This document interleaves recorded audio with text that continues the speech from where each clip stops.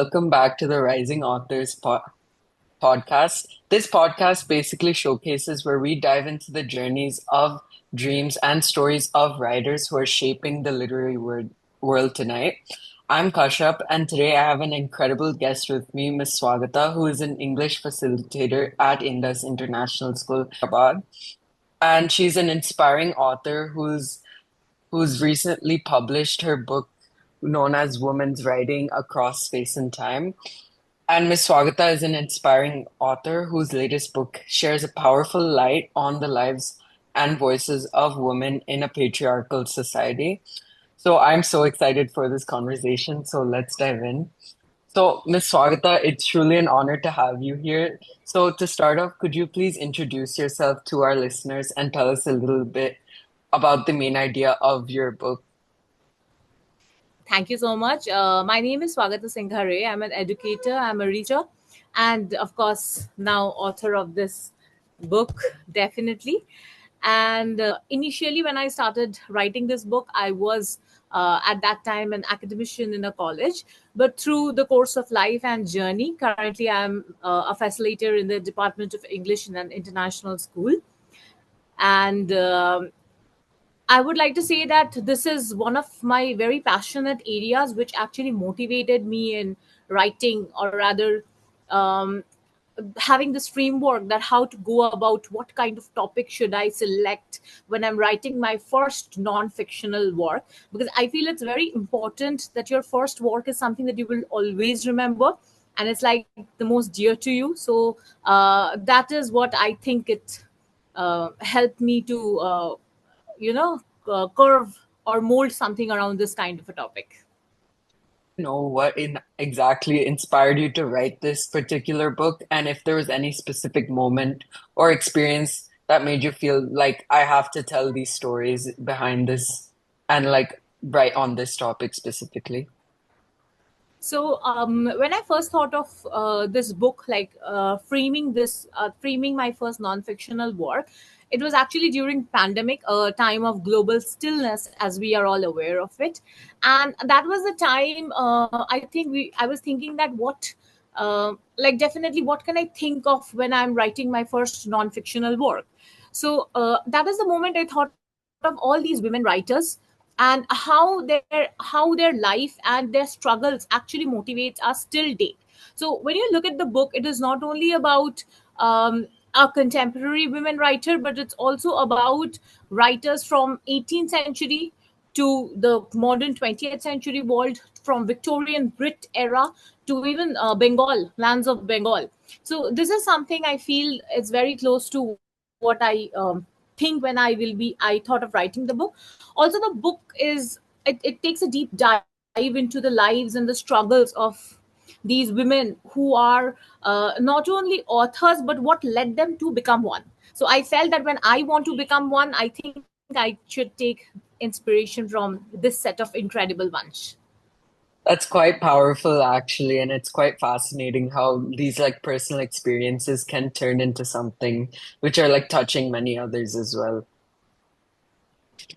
So in your book, you like explore the treatment of women in patriarchal society. It is such an important topic, which many people should try to know as well. So what's your personal like take on how patriarchal systems continue to impact women in our society today? So, when we look at patriarchal society and when you look at the content of the book, you see that from one of my writers is Wollstonecraft, who is writing at a time when people did not even realize that it's important for a woman to write something. And from there till the modern day world, where women are so vocally aware of their rights and their institutional or their fundamental their role in the society.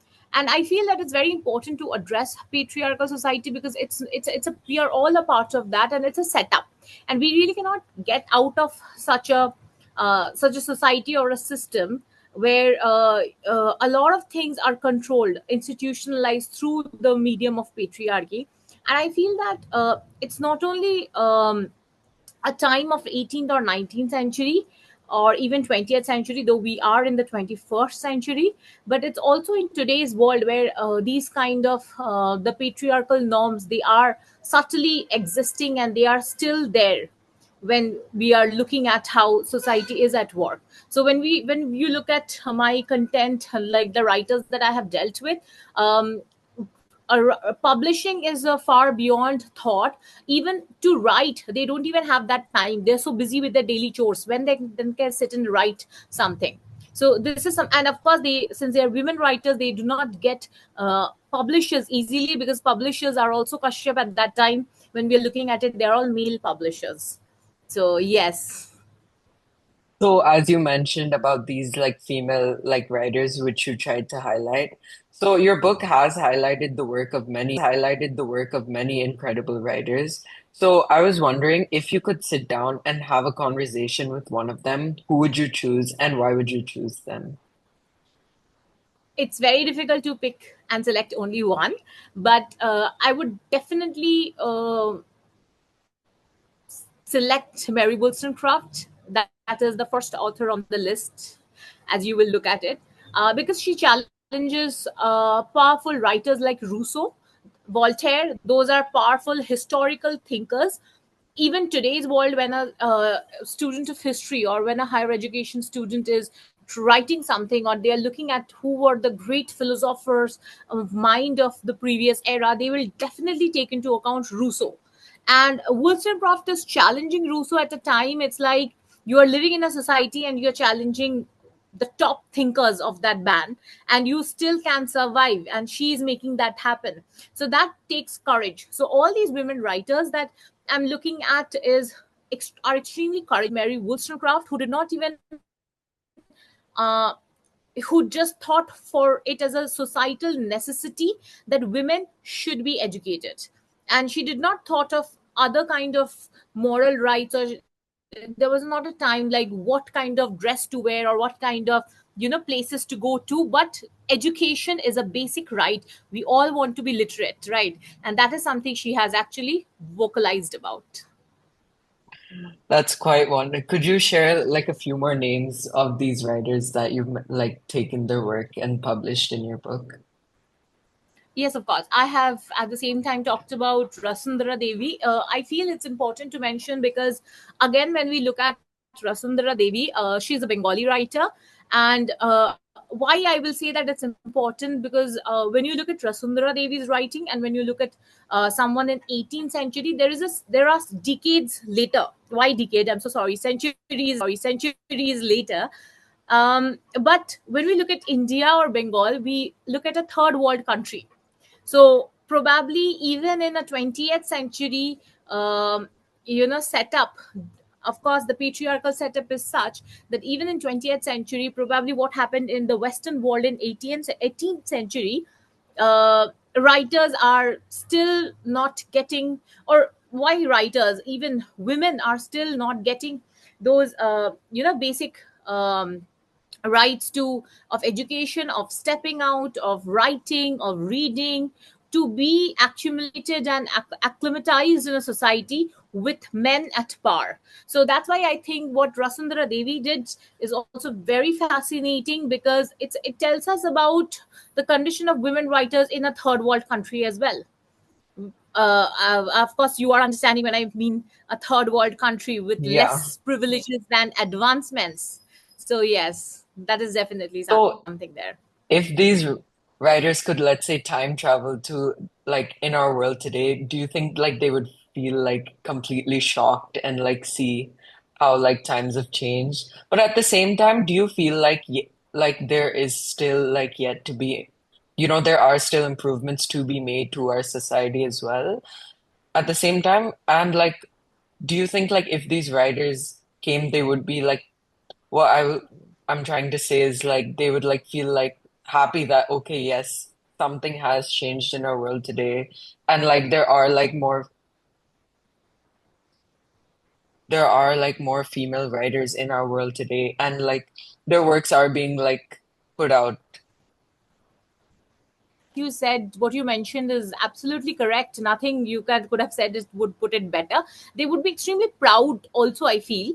not only that of their work or how the society has evolved, but how when they're writing, they're not writing just for their rights, or Wollstonecraft is, or even Eunice de Souza, or even when we look at like Emily Dickinson, they're not only talking about themselves, but through their poetry, through their plays, through their novels, they're also trying to talk about all the women. They are trying to give a platform to all those women. So I think they will be definitely proud of the fact that how society in today's society, definitely a lot has changed. But yes, again I will say there is still way too much that needs to be acknowledged and heard. And as I said, I will repeat what I said in a very modern in a contemporary context, that we are still in a country where, or we are still, or we as women, um, at certain cases we are still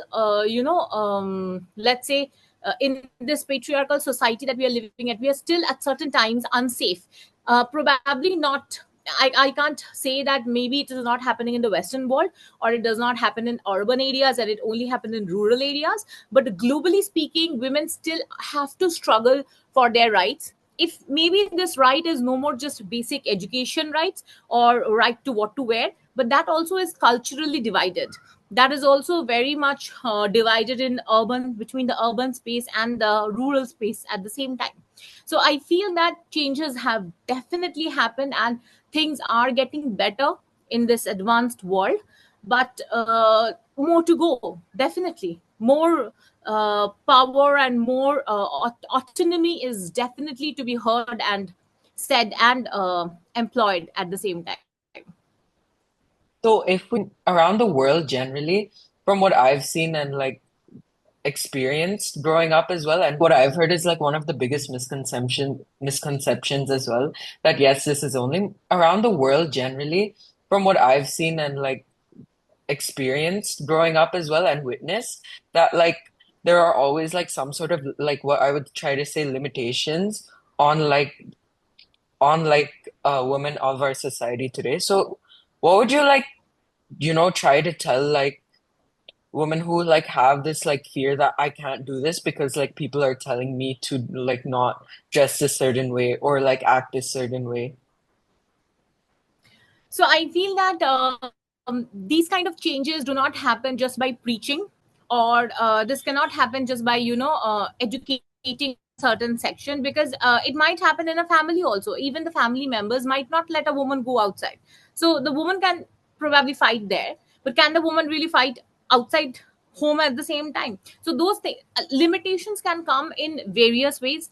And as you said, that it's nothing to do with Eastern and Western, or even, as I said, not urban or rural, because we have a conception that a lot of these brutalities happen maybe in our rural areas more, but it happens equally in urban areas. We see that when a woman is maybe she's employed at a late night office, and she is not safe. So things like that is definitely there. But at the same time, I will say that women should try to, the word is not self sufficient, but yes, definitely they should try to have some sort of, um, let's say, if I have to say, then not self help classes, but definitely they should be more aware of the situation, and they should definitely train them in some way, I feel. So either like, I don't think that if you go and if you are like just telling a certain section not to behave in a certain way,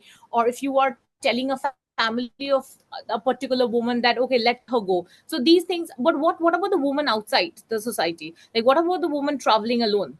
How can she be safe? So I think the woman also has to be self-sufficient in a certain way, where she needs to, where she need to know when she can, when she has to voice her own, when where she can call someone, or like the like I'm talking about the law, for your example.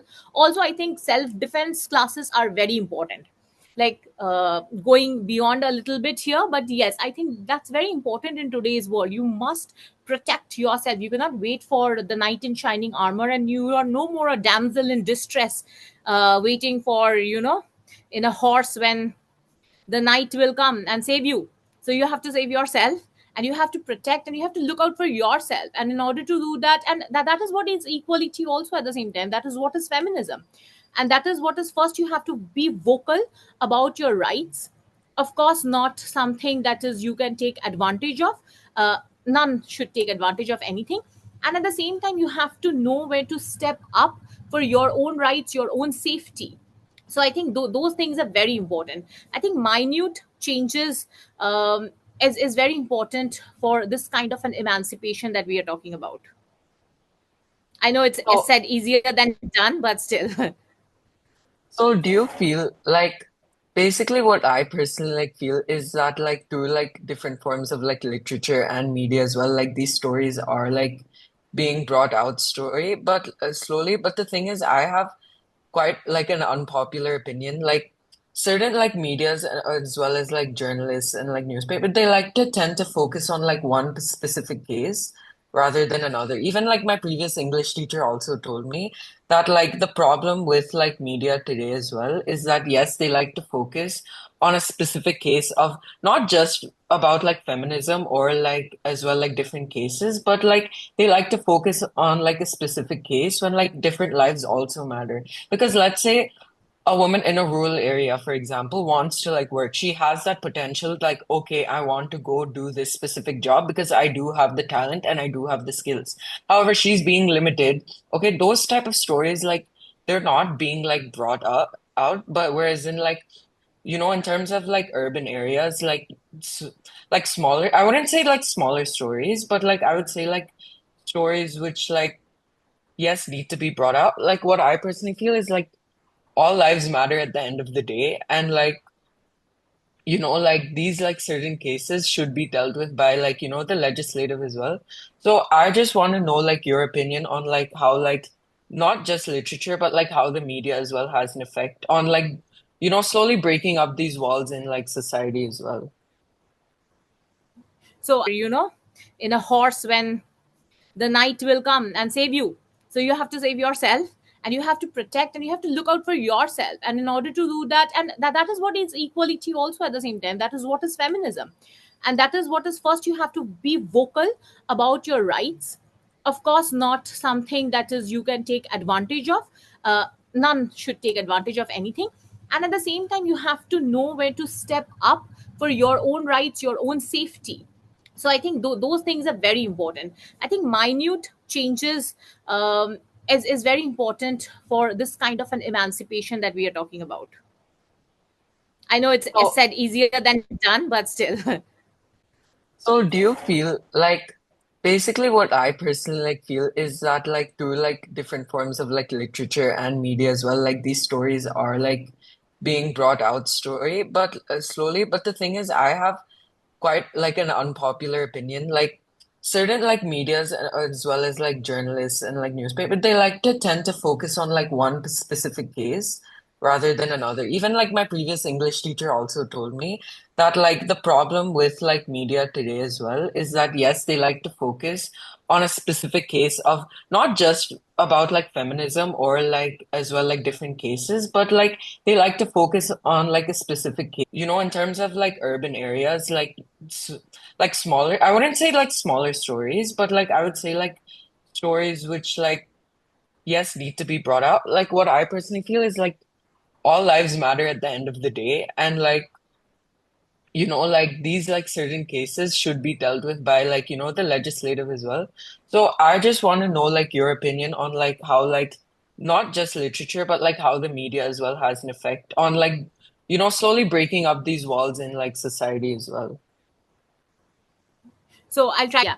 So I was talking about this thing called media bias. I'll repeat myself. And though we know that media is supposed to be unbiased, but it happens that due to certain kind of political media comes under certain kind of political, influence.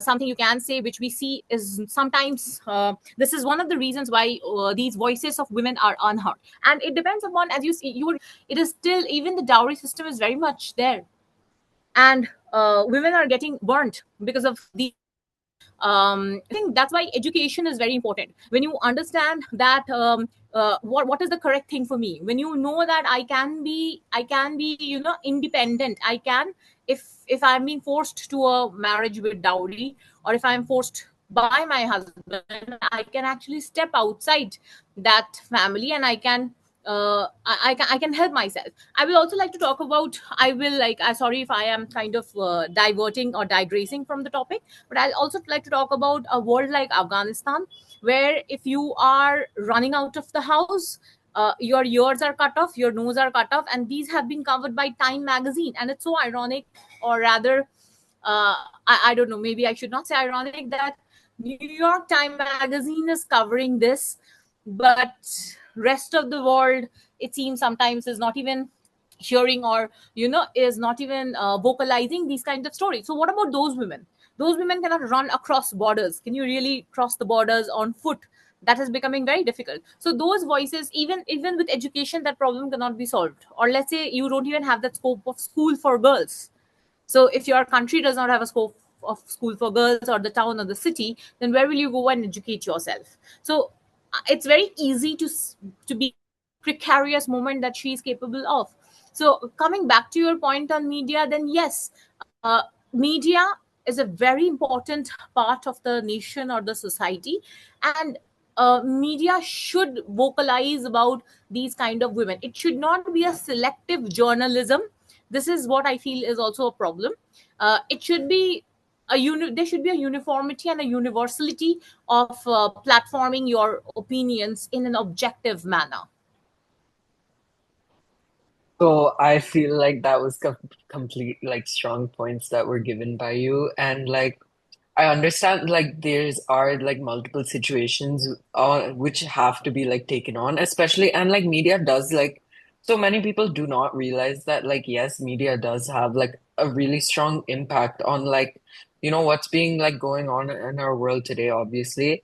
And like it's important as well like for it not to be like completely biased or completely unbiased. Like obviously like we still need to give like our perception as well. So moving on, like I just wanted to come back to like your book as well. So could you share like what like you felt like while you were like, typing or like writing this book down, and like, as soon as you were done published it and like you like, got the final delivery of the, copy, how did it like feel for you? Like, okay, yes, this was my work and I did it. So it was very challenging. There was something called writer's block, and where you constantly go through self doubt that whether you can really do it or not. And then sometimes it's like, who are you even writing this for? Who is going to read this? Is it even good enough? Are you? And also, it's at the same time, since I want to showcase the courage and the odds that these women writers have fought against to get themselves being heard, I wanted to do justice to that at the same time. So it has been a roller coaster journey, of course. But when thanks to constant push by all my well wishers, and particularly my publisher, I'm sure I have been a pain to him, but still, uh, when I received the first copy, I was elated. I don't have a better word to define it. It was really very, like, I felt uh, as if, like, if I have to use the word identity, that there was something else again that has added to my identity, that I have done something. And of course, I have been too critical about my own writing. When I was writing, I was constantly thinking and rethinking, and that kind of delayed, I would say, the process. Some people say it always happens when you're doing it for the first time, but still. And but I was extremely elated, and I felt that I could do some kind of justice to it. And at the same time, if you look at my dedication to this book, then you will see that I have dedicated it to all the women I know. Like, particularly, I would like to talk about my grandmothers, who have been constant pillar of courage and strength in my life. And so yes, it was very important for me that I do justice to these women writers at the same time. And with the book, I'm very happy. I can say that I feel, to me, and in my eyes, I feel that I have reached a certain kind of milestone in the life. Thank you. Ms. Swagata, thank you so much for joining us today. And your journey and your honesty and your passion for storytelling has been incredibly inspiring. So, is there anything you'd like to tell our listeners today? I think everyone should follow, like, since I'm a literature student, I would say that everyone should follow their passion. And I think they should read up. I think nowadays people are more into, I'm nothing against digital, let's say, reading, of course, but yes, people should read, and they should try to enlighten themselves beyond something that is contemporary, like how were writers before, or how, what kind of writing was there. So I think literature shapes society, and we should keep that. Yes, I'm a very strong as you are understanding, I vocalize literature, but yes, I think it is this women's writing that this book is not only about gender, it's about the power, the silence, the memory, the resistance. These female voices, they are not just intellectual or political or revolutionary voices. They are definitely in this flow. At the same time, they are definitely redefining themselves and giving society and the future readers, us, some meaning. So that is very important. And if you look at the title of the book, the book's title is Gyno Writing, and across space and time, of course. But basically, gyno writing is actually from a French word, écriture feminine, and it is talking about women's experiences through their body, through their own language, where they are redefining the man's world. And it's a critical approach that centers women's psyche, their lived reality in this act of writing.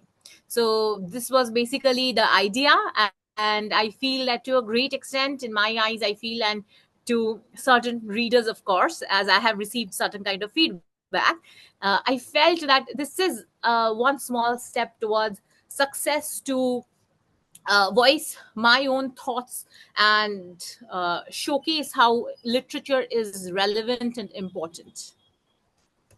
Once again, thank you so much, ma'am, for taking time out of your day to join with us. And thank you to our listeners for listening to our episode. Please do check out Miss Swagata's book. I will be attaching the link. Thank you, ma'am, for joining us again. Thank you so much, Kashyap.